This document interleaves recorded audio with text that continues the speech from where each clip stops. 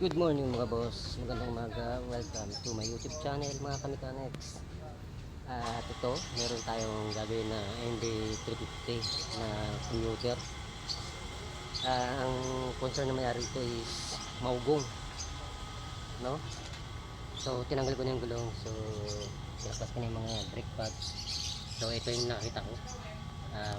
Pakinggan natin mga boss.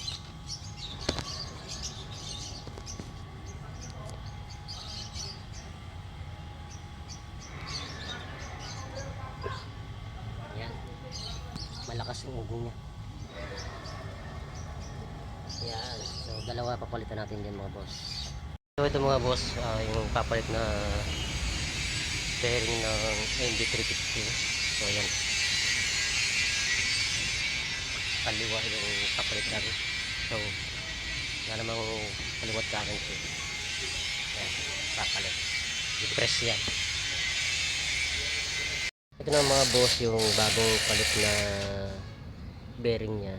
Yan. So yung luma pinapabalik ko rito para makita rin natin. So ito kakabit ko rito. Kakabit dito. Yan. Kakabit ko yan dyan. So ito mga boss, sisigipan na natin. Yan. Tapos pagtapos mamaya na-impact natin. Pag nakakabit na dun, i-double check. Ikita ko.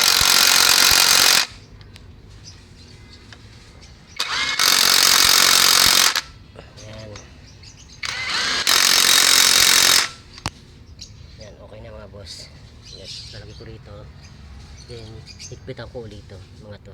Mga 12mm na, ay no, 14mm na bolt.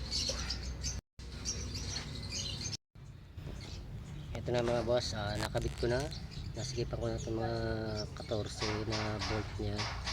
And then dito sa likod. Yan, yung apat na yan na 17. Yan, nasigipan ko na rin yan. So ito na yung bagong bearing nya. So yan, kakabit ko na lang yung gulong.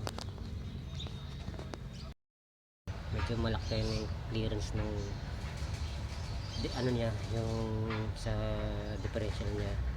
So yun, tanggalin ko muna to, i-drain ko muna, then papakita ko sa iyo. Ito mga boss, yung drain plug ng differential. So yan, daming alibaba. So mamaya bubuksan niya, linisin.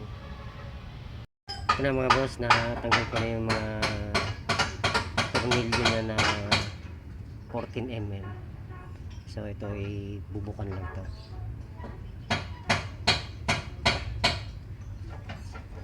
Ayan.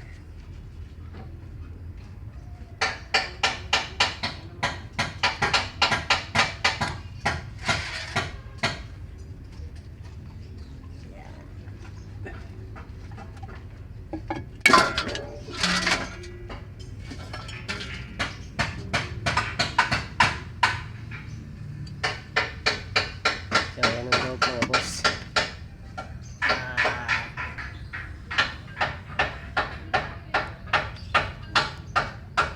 Yan. So mga boss, ito natanggal na. Kung makikita nyo yung pinaka bearing nya, ayan. Yan. Ito. Yan. May gas na. Kaya pala sabi ng concern ng may-ari, pag tumatakbo siya at bigla niyang bibitawan yung silinyador, maugon. Lalo na pag mahataw siya, maugon na. So ayan o,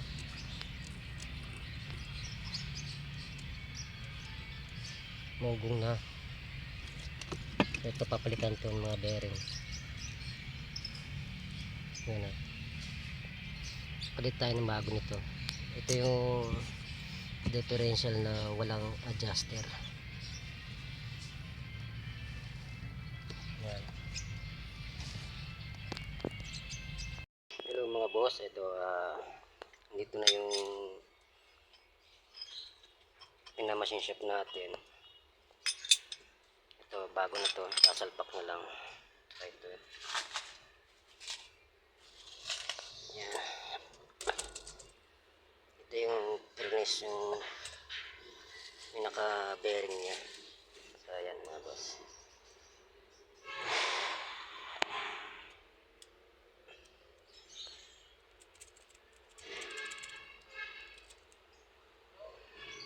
So ayan.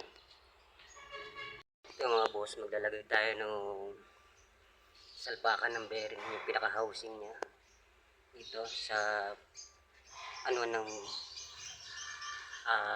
yung pinaka pinya niya sa differential. Ito. So pupupuin ko yan mga boss. Ito mga boss, nalagay ko na yung isa. So dito naman tayo sa pinaka tabitan ng propeller. So lalagay din natin ang housing nito. Yan. So dito naman tayo mga boss. Yan yung harapan ng nakabitan nitong propeller. So ikakabit natin ito.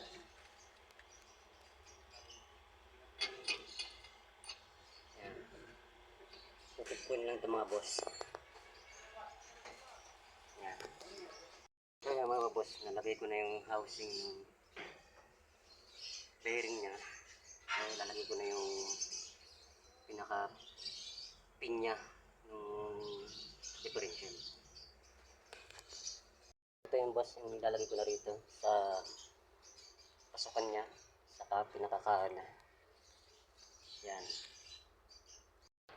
Yan na mga boss, na salpak ko na yung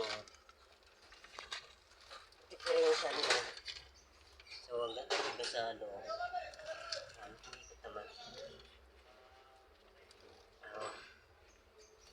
Yan. So ito, naigpitan ko na rin. Saka ito. Yan. Okay na. Kasi yung dito yun. Lagay ko na yung pinakalalagyanan ng propeller. Yan na mga boss, nalagay ko na yung cover niya. Then yung pinaka propeller yan, nakabit na rin. Tapos ito, pupituin na lang. Yan sa kapila. Tapos lalagyan ng gear oil. Ito na mga boss, yung MB350 na ginawa namin na bungo. Yan, so wala na siyang problema. Pero ngayon wala ka na nararamdaman. Dito na sa takbo niya. Okay na. Okay naman. Oo. So yun mga boss, okay na yung MB350 niya. So huwag nyo kalimutan, follow, like, and share po, and subscribe.